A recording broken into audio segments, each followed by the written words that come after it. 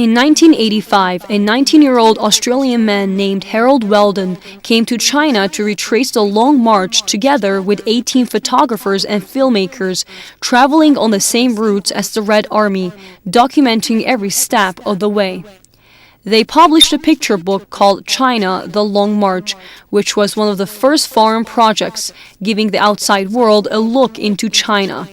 But all this fascination with China goes back to the matriarch of the family, Harold's father, Kevin Weldon. When I was 14, Edgar Snow wrote a book about the Long March, and I thought, wouldn't it be wonderful one day to see the chain bridge and all the things illustrated by word pictures? And that's why people say to me, why did we decide to do the Long March? I just wanted to bring it alive to show the world the 10,000 kilometre march that they undertook. Historically, the Long March was a military retreat undertaken by the Communist Party in 1934 to evade the pursuit of the Nationalist Army led by Chiang Kai-shek. Mao Zedong with some 80,000 soldiers escaped and headed north. They traveled over 12,000 kilometers over 1 year. The route passed through some of the most difficult terrain of Western China. Only about 9,000 survived the trek, which ended in the establishment of a new communist base. I think Dad was taken, like we all are, by the adventure more than the politics. So Dad really filled me with these stories.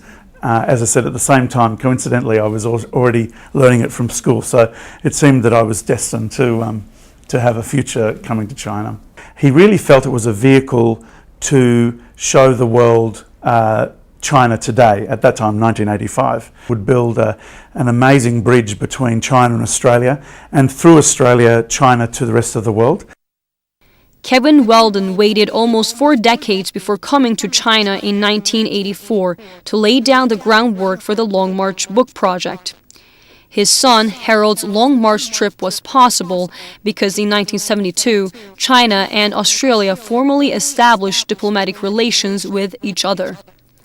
Gough Whitlam was the first Prime Minister of Australia who came to China and signed a trade agreement. We were one of the first foreign companies to assist China in going out, I think. So it was a time of great intrigue and interest in the West, not knowing anything about China. It was Harold's first trip to China. The team traveled over a month on the same route as the Red Army, trying to discover an unknown China, amazed and enchanted by the people they met. We travelled with a couple of liaison guys, of which Li Dong, as I told you, was one, who we then became very best mates, really brothers. So we were quite a small team. Everywhere we went, nobody had ever really seen a foreigner. That journey starts in Jiangxi province, and it goes into Guizhou province, then very much west and into Sichuan and the grasslands. And we had, in some cases, whole cities of 100,000 people had never seen a foreigner. So the whole town, the intersection, just thousands of people watching us, which was quite an amazing experience. I know him since he was 19, and as we always say that, I am probably the first person he met in China. He was he was a very tall, just a boy. And because at that time, because China just opened the door, we are not very familiar with the Western culture. So really, to me, I thought that's a kind of like a son of a rich Western capitalist. Kevin Weldon has already passed the torch to his son Harold and now to his grandson Michael. In 2011, in commemorating the 75th year anniversary of the Long March, Harold Weldon and his nephew, Michael, have set foot again on the historic journey. They published their second book, China, the New Long March, this year. To Chinese partners or around we wanted to portray very much the people's story, and we interspersed some construction and things. So in some ways, when people look at the book, they see that this whole internal area of China is under construction just every step of the way. So the people, the development that is happening, and just for people to see geographically images of China, I guess I say undiscovered China. I guess it was the giant sense of adventure, and my uncle worked on the first one, and I'd heard stories like ever since I've been a little kid about this wonderful land of China, and so I just thought this is a once in a lifetime opportunity. It's not many times you get to travel 10,000 kilometres of a country as a photographer. It was quite amazing. In fact, there's some photographs that I've taken from my logbook of me when I was the same age and with Mickey, and we really look the same in similar poses, and so there's some sort of some kind of fate with this story.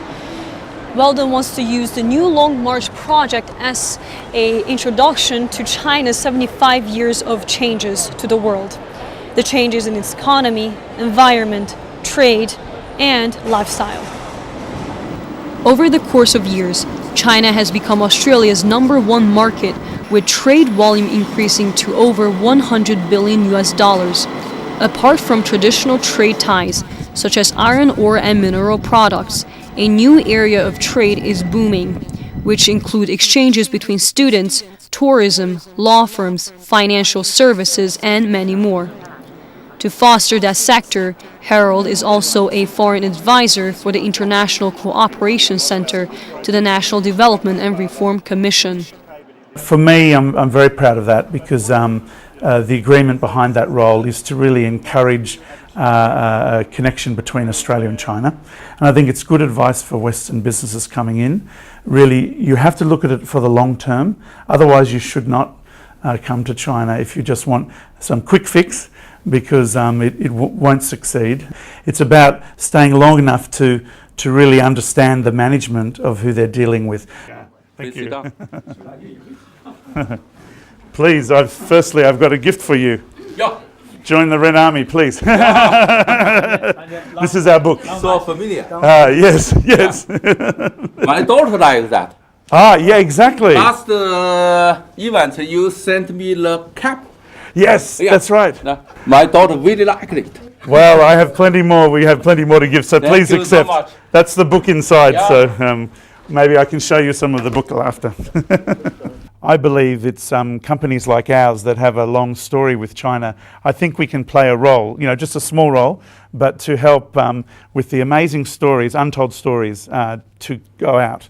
And also we hope that we can bring some of our cultural stories and content into China in the correct way. 我认为你的家属和您做了重要的决策，你放眼世界，所以我认为你选择跟中国人保持这种交往，非常明智。 China and Australia will move from just relationship from the complementary to which is really underpinned by mutual understanding, trust, and designed to work together.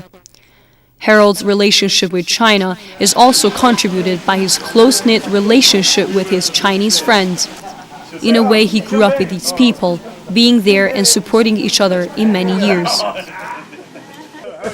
我觉得那时候他是在我眼里是个特别能干的一个小伙子，就是澳洲的有志青年。那现在再看他，您觉得变化有很大吗？还是？变化现在成熟多了，现在有那种像他父亲似的，有点企业家那个气概了。中文进步太慢。But, I have learned that sometimes you communicate when you haven't got language, you communicate in other ways, so it's quite good. I consider these guys some of my best friends in the world. China is seeking to make its economy more sustainable domestically and more competitive globally. The changes to China's economic growth model and its competitive standing in the world will have profound implications for Australia. Friendship, collaboration, understanding, and acceptance are key to further development. I always feel that Australia, we are inevitably we are a middle power. We're just over 20 million people, about the population of Beijing. And so our role is never to to be matching things with the US or with China. But I think, in some ways we have a soft gateway role. There's so many areas of Australian expertise that are world's best practice that we need to transform what we do beyond the mining story.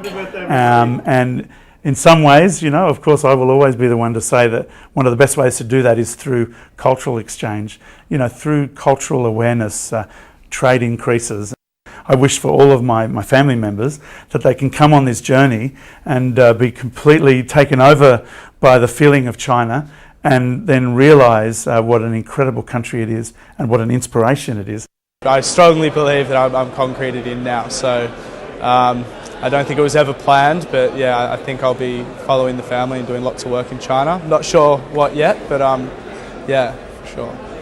We feel secure by having China as a friend, as we did during the Second World War, having America as friends. I think that I would wish that China would support us if anybody tried to hurt us.